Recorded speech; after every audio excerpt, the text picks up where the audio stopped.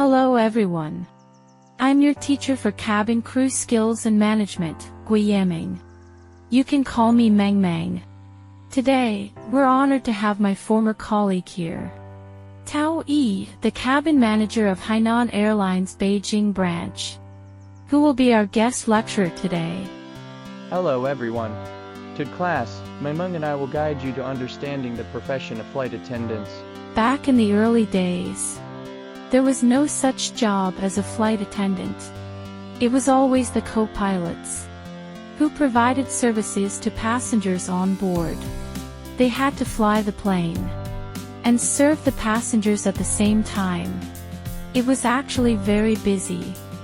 It wasn't until May 1930, at Oakland Airport in California, that a young woman named Ellen Church boarded a helicopter. I think at that moment, she didn't realize that she had just created a brand new profession, flight attendant.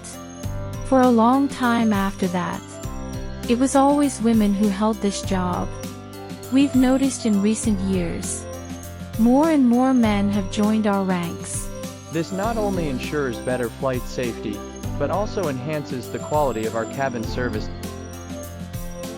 On August 1, 1950, the civil aviation of New China took off. In 1955, the Civil Aviation Administration of China, from middle school students in Beijing, recruited its first batch of flight attendants. They were known as the 18 Sisters. From then to today, according to statistics, Chinese civil aviation has more than 40,000 flight attendants. Now then, let's take a look at the flight attendant services from different periods.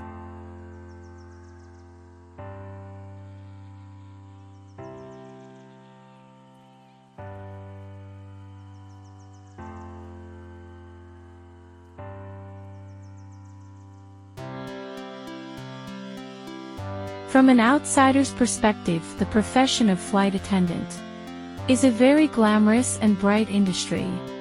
Every day, they walk through the terminal in beautiful uniforms, attracting the attention and gaze of passengers. They often travel around the world, experiencing the scenery of different places, and tasting the local cuisines. This is also what we once experienced. How many young people come to here with this mindset, but leave after not much time, feeling it's not quite what they expected, so they give up today. We'll share with you this beautiful and special job. So, what kind of job is a flight attendant? First, as we mentioned earlier, they often get to fly to different parts of the world. While traveling for free, they also broaden their visions and increase their knowledge. Now, let's watch some videos. Flight attendants seems to be a glamorous job, traveling to many countries and experiencing local cultures. But in our hearts, this job isn't that easy. We have to wake up very early, and couldn't spend holidays with our families. But every day, I try to spare some time to interact with my child, because I want to be a part of his growth. Honey, we're off now. Bye, son. It's not that simple to be a flight attendant. We have to go through initial and second interviews, and written tests, political reviews, and medical examinations to reach the final stage, which is a short-term intensive training.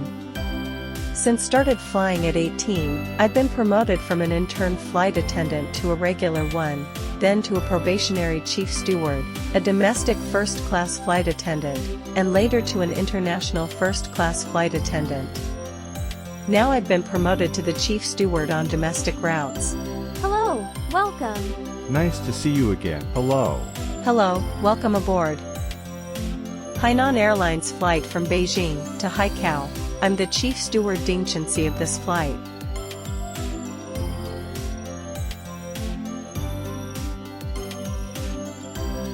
Ladies and gentlemen, we'll always welcome to your flights. We hope your journey today will leave a wonderful memory.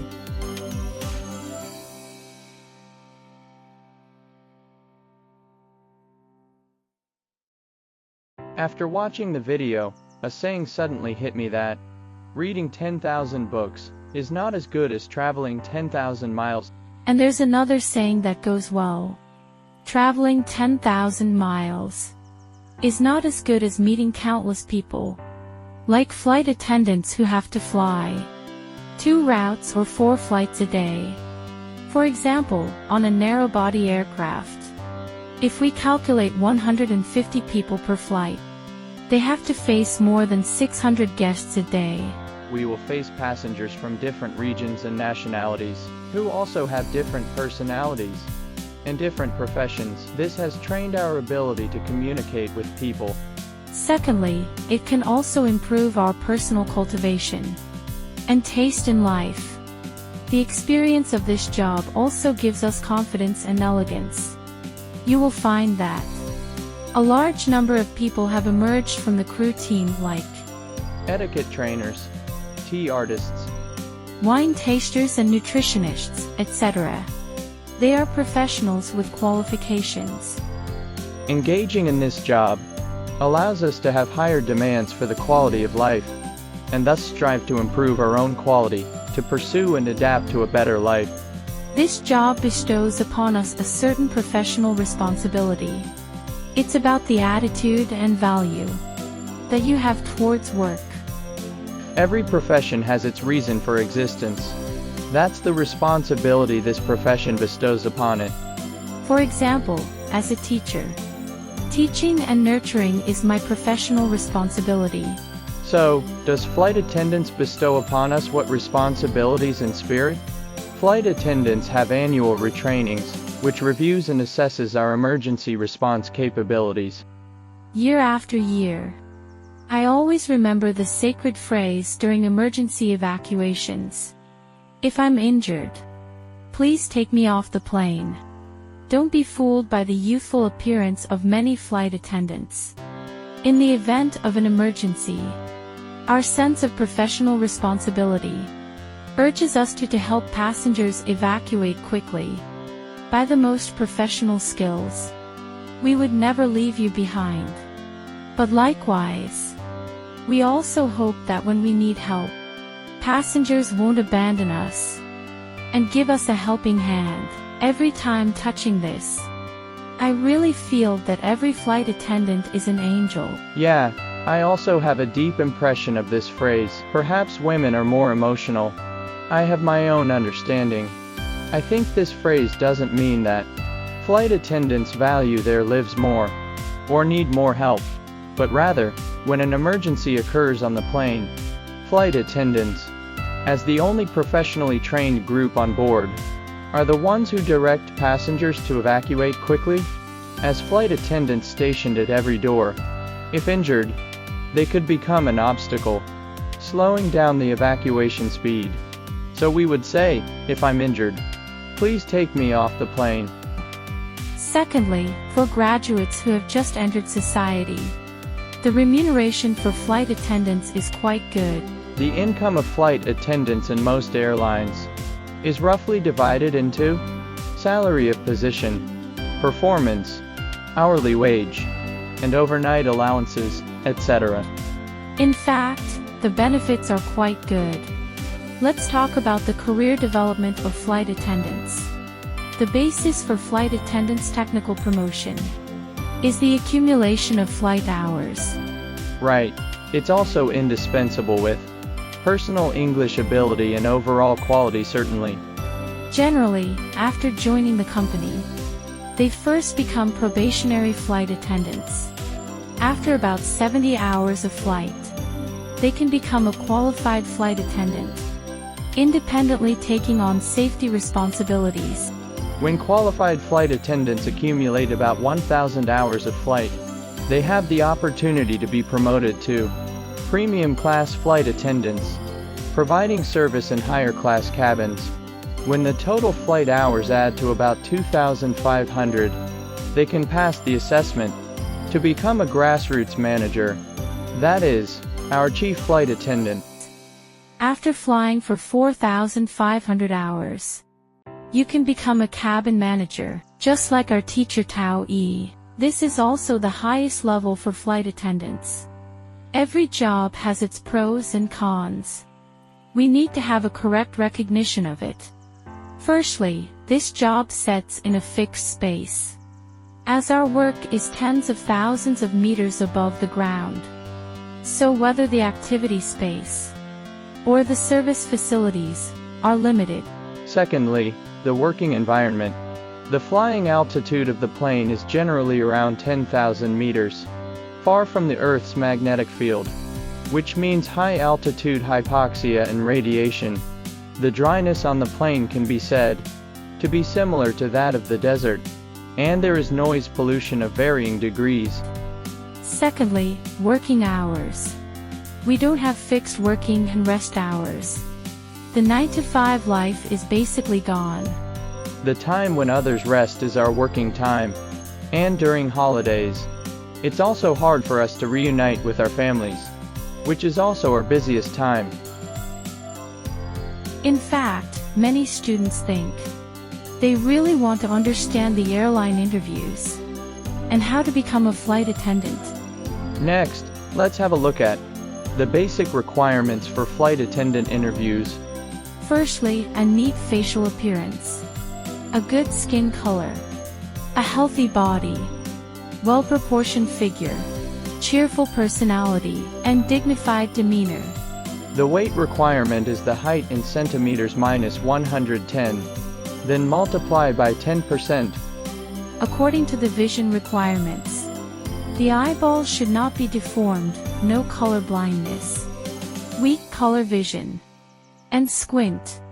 And the corrected vision should be above 1.0 on the C chart. On the face, around the neck, and in hands, there are no obvious scars.